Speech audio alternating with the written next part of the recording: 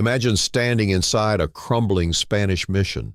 The air reeks of black powder, soldiers' hands tremble around a musket, and the distant echo of bugles calling Mexican troops to their positions.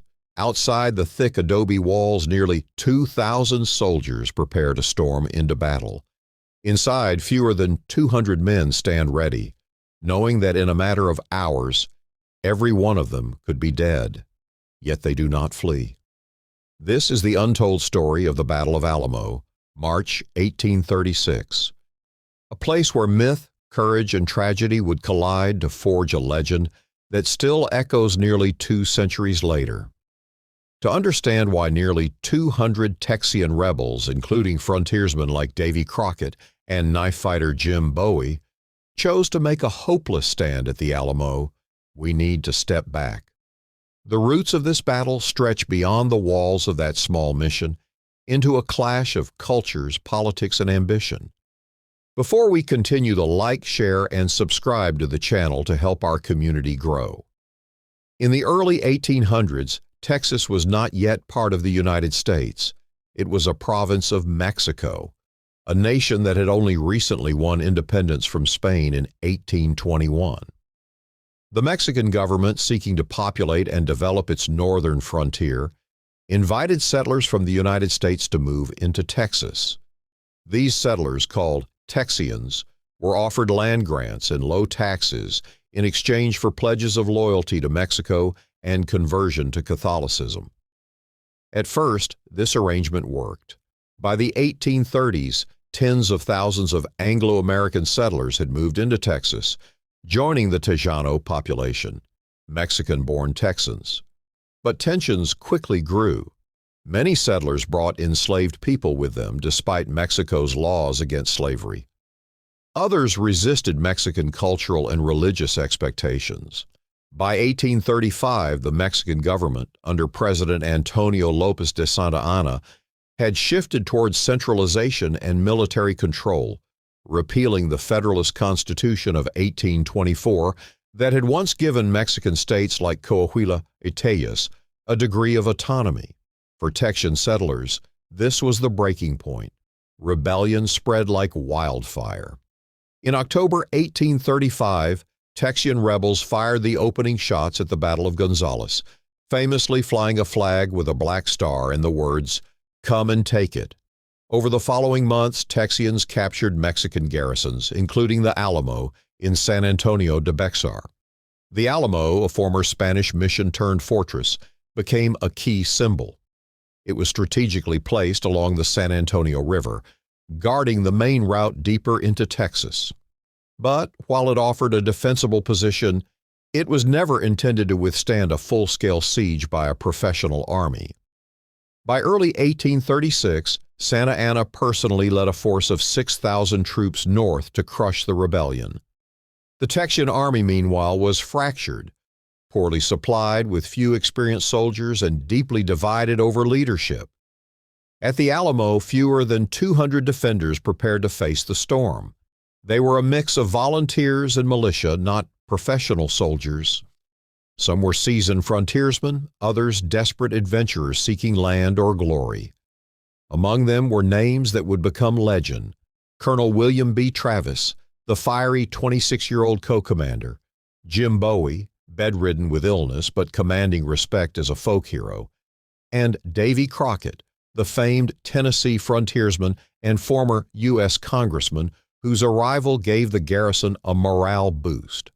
Travis knew the odds were grim. In late February, as Santa Anna's forces surrounded the Alamo, he penned a letter, now known as the Victory or Death Letter, pleading for reinforcements. "I shall never surrender or retreat, victory or death." Reinforcements would never come in time. The defenders were on their own. The Alamo was not a fortress in the European sense. It was a converted Spanish mission with crumbling adobe walls, a chapel, a few outbuildings, and open courtyards. The defenders knew its weaknesses: low walls in some places, no proper moat, and no reliable source of reinforcements. But they also knew that surrender would mean execution, or worse. Who were these men who chose to stay? William Barrett Travis, the young commander. At just 26, Travis was a fiery lawyer from Alabama who had come to Texas seeking a new start. Charismatic and defiant, he believed passionately in Texas independence and had no intention of bending to Santa Anna's rule. His now legendary victory or death letter, written during the siege, became a rallying cry for Texians. But behind the bravado, Travis was inexperienced. He shared command with Jim Bowie to balance the volunteers and regulars in the garrison, though illness soon left him in sole command. Jim Bowie was already a folk hero, a man known for duels, his massive Bowie knife, and exploits across the frontier. But by the time of the siege, Bowie was bedridden with a serious illness, likely typhoid or pneumonia. Despite his failing health, Bowie commanded loyalty from many volunteers. Stories claim he ordered himself propped up in his bed with pistols, determined to fight until his last breath. No figure at the Alamo became more mythologized than Davy Crockett. A frontiersman, scout, hunter, and former U.S. congressman, Crockett had come to Texas with a small band of volunteers, drawn by promises of land and adventure. Accounts of his death vary wildly. Some depict him dying heroically during the final assault, rifle in hand. Others, based on Mexican reports, suggest he was captured and executed after the battle. Whatever the truth, Crockett's presence at the Alamo gave the defenders hope and provided a symbol of American grit. The others, forgotten names. The garrison also included Tejanos, Mexican-born Texans, fighting alongside Anglo settlers. Men like Juan Seguin, who commanded a company of Tejano fighters, would later ride out of the Alamo to seek reinforcements. While the names of Travis, Bowie, and Crockett became legend, over 180 defenders died, many whose stories are barely remembered today. On February 23, 1836, Santa Anna's forces, nearly 1,500 strong, arrived outside San Antonio de Bexar. The defenders scrambled to pull supplies inside the mission and prepare for a siege. For 13 days, the Alamo became a pressure cooker. Day 1 to 3, the encirclement, Santa Anna raised the red flag of no quarter over San Fernando Church, signaling his intention to take no prisoners. The message was clear: surrender or die. The Texians responded by firing their cannons defiantly. Travis, realizing their dire situation, sent out riders with pleas for help. His victory or death letter, written during these early days, would eventually reach Texas settlements, inspiring recruits, though too late to save the Alamo. The defenders reinforced weak points along the walls and rationed their dwindling supplies. Nights were cold, food was scarce, and morale fluctuated between grim determination and quiet dread. Day 4 to 7, bombardment and psychological war. Mexican artillery began pounding the Alamo daily.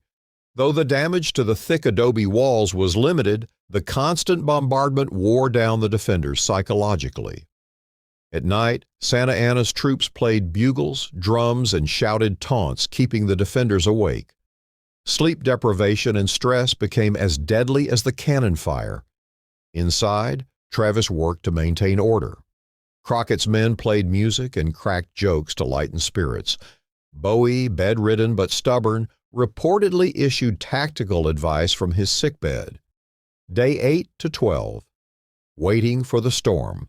By the second week, the Texians knew no large reinforcements were coming.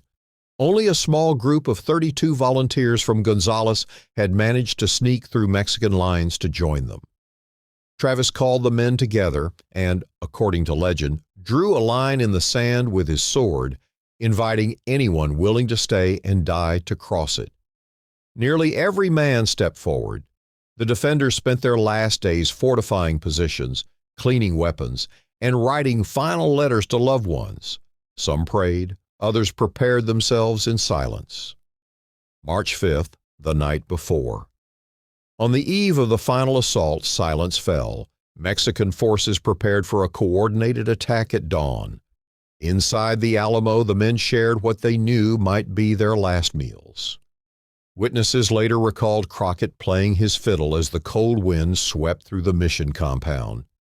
The stage was set. At dawn on March 6, 1836, Santa Anna's troops would launch their final assault, and the legend of the Alamo would be written in blood. The night of March 5th was eerily quiet. After nearly 2 weeks of bombardment, bugles, and harassment, the Mexican camp fell into a tense stillness.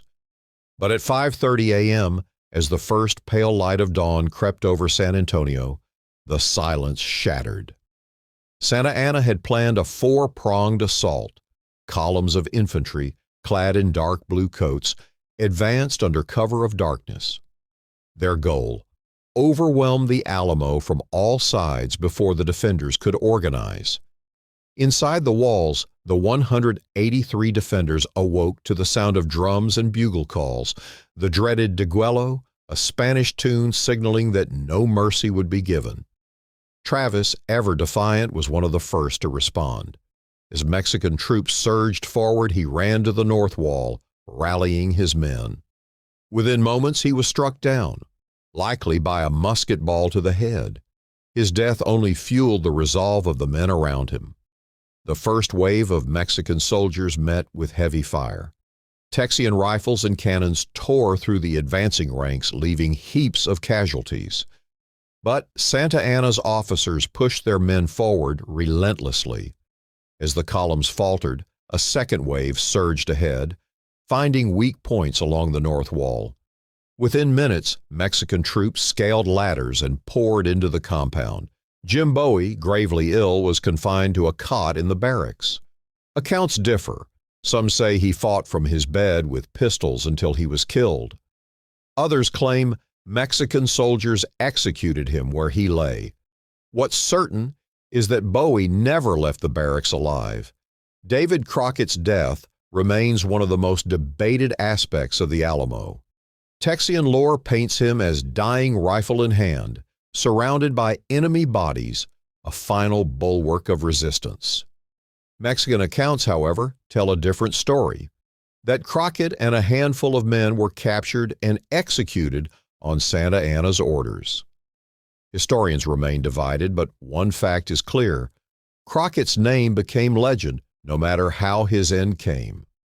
As Mexican forces overran the compound, the surviving Texians fell back to the chapel, the iconic arched building that still stands today. There, the final defenders made their last stand. It was brutal, close-quarters combat.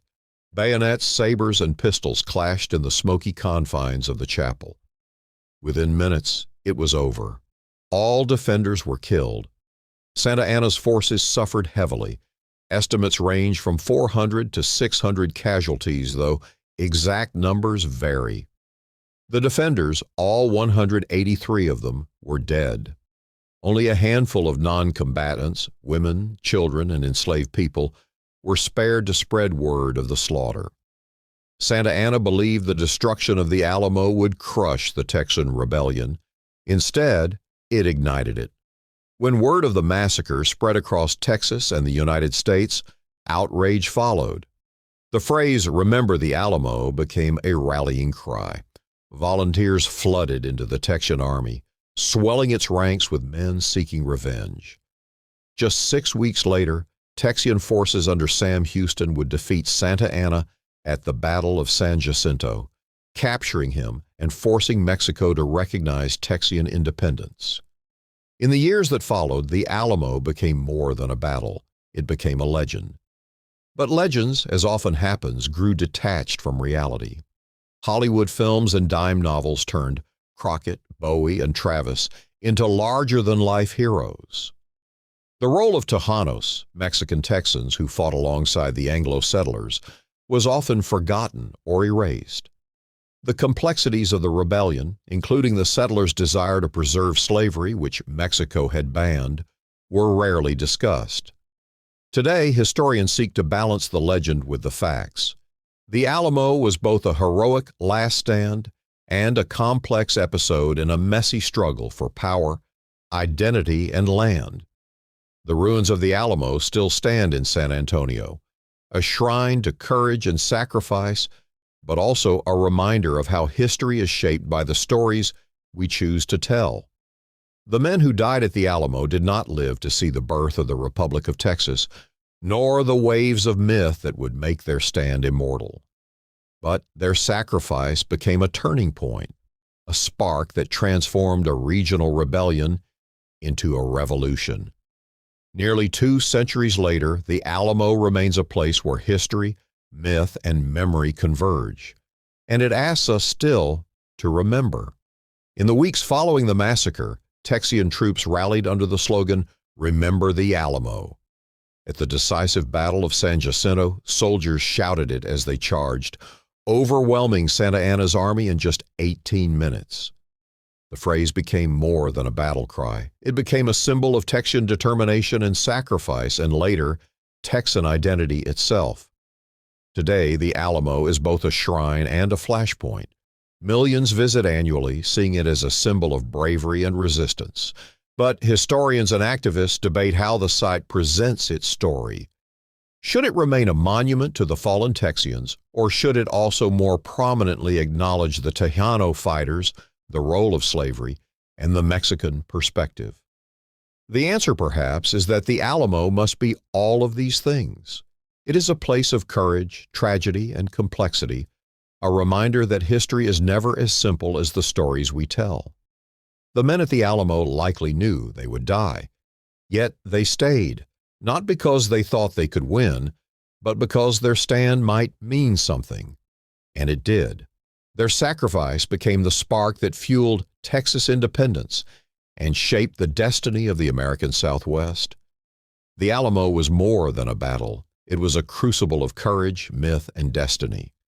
Its walls bore witness to the final breaths of legends and to the countless unnamed who fought beside them. Remember, the Alamo was once a rallying cry for revolution. Today, it is a reminder that even in defeat, acts of bravery can echo through time, shaping the identity of nations and the memory of humankind. This is the untold story of the Battle of Alamo. Don't forget to like, share, and subscribe so that you don't miss out on my next videos.